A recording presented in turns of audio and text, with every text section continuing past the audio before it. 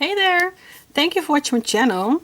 Today I've got a new stitch for you, and it's this one. It's the ribbing stitch, and there is a front and a back. So this is the front and this is the back, and maybe you can see that it's a 2-row repeat, and here are the stitches a little bit lower and here are the stitches a little bit higher on your crochet work, and I don't know if you can see it, but this is what I want to show you for this video. So let's get started. So I've got my yarn and I've got my crochet hook, and it's a number 5 millimeters. And first we're gonna make a slip knot,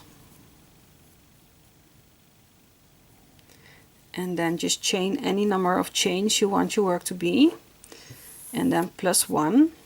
So I'm gonna start with 1, 2, 3, 4, 5, 6, 7, 8. So let's say I want my work to be this wide, then just add one more, because at first stitch you're gonna skip. So this is the width of your work and not this extra stitch over here. So for row 1 I'm gonna turn our work a little bit so you can see the back bumps, and I hope you can see what I mean. So normally you would take this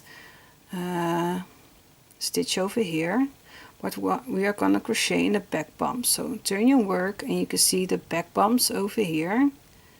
This is where we want to crochet our stitches in, and we are gonna make the half double crochet slip stitches.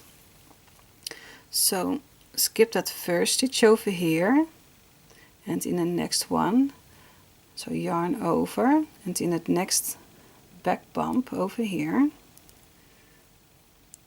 put your hook, and then drop a loop and pull it through your stitch, and that same yarn we're gonna pull that through the last 2 loops on your hook. So maybe you know the slip stitches. You are making you're taking your yarn and you're going in that stitch and pull your yarn through that stitch and to that loop on your hook. So we're gonna do that with the half double crochet slip stitches. So yarn over, and I hope I'm explaining myself well. So in that next back bump put your hook through it, and then yarn over and pull it through the stitch and also through the 2 loops on your hook. So yarn over, in that next back bump drop a loop, and that same yarn goes through the 2 loops on your hook. So that's the half double crochet slip stitch. So in every next stitch we're going to make that half double crochet slip stitch, and I like to hold my work with this loop on the hook a little bit tight so I can draw the yarn through the 2 loops easily. So if I don't do that, so if I just take my yarn and pull it through that stitch and I want to pull it through the next 2 loops, I'm struggling a bit. So that's why I hold my yarn here with the 2 loops, and then I can pull my yarn through both loops on my hook easily.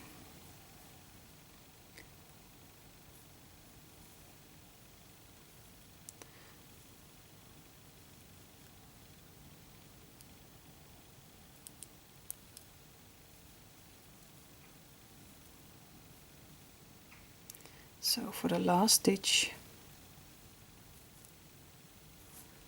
so here's row 1, and because we use the back bumps, you can see if I turn my work that the bottom has nice V stitches, V's like you have here on the top.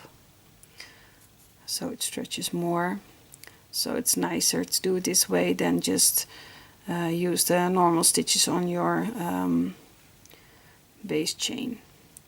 So for row 2, chain 1 and turn your work, and now we're gonna make the half double crochet slip stitch just in the stitches you would normally do, so through both loops of your stitch.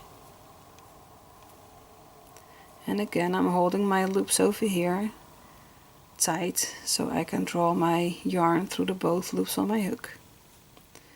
So just through the stitch, through both loops of your stitch, make your half double crochet slip stitch.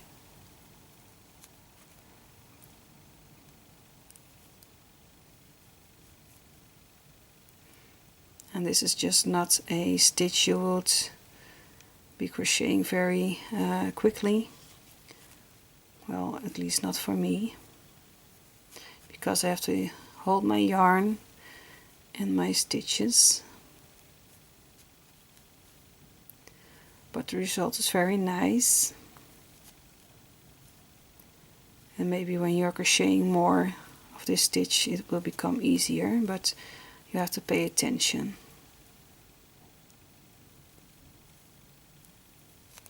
So don't forget about that last stitch.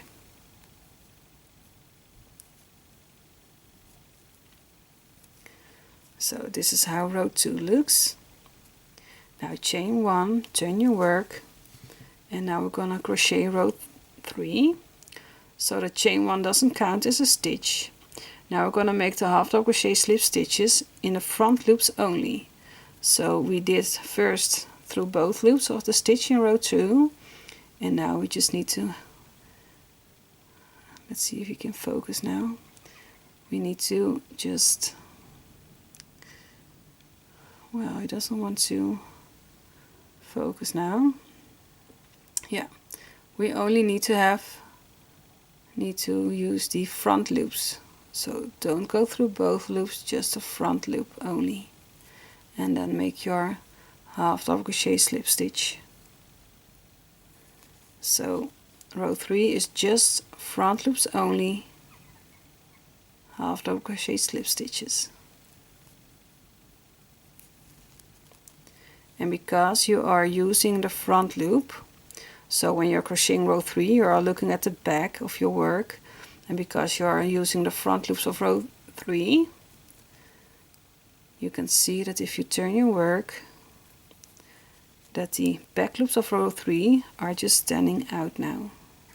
So they're popping out a little bit. So just make half double crochet slip stitches in front loops only for row 3.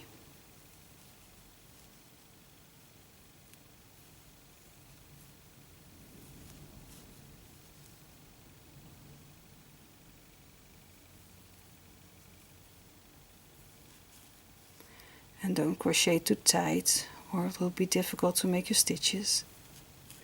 So don't forget about that last one, or your work will be crooked. So here's row 3, chain 1 and turn your work. So here's how it looks, and I'm going to show you one more time.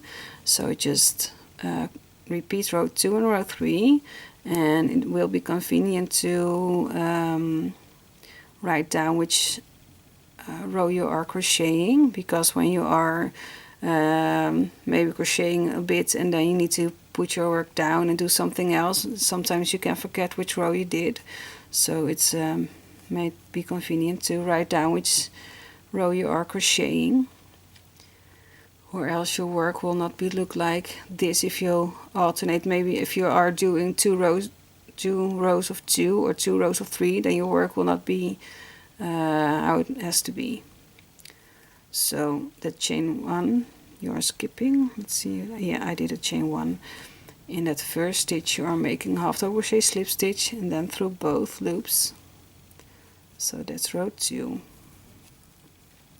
Just through both loops make your stitch.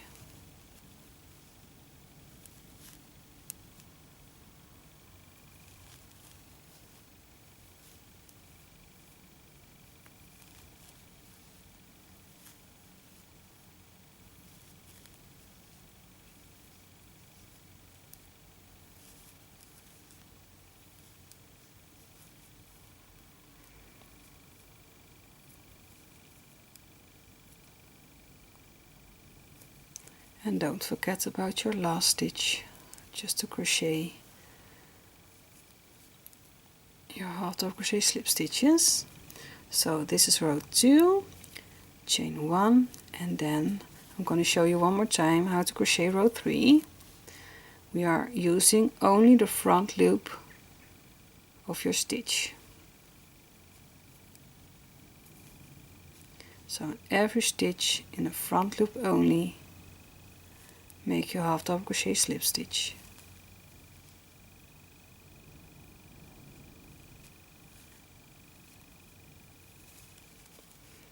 You can see here's a bar too, but that's not your stitch. So just turn your work a little bit towards you, and you can see here that V stitch, the V of your stitch, and just a front loop only.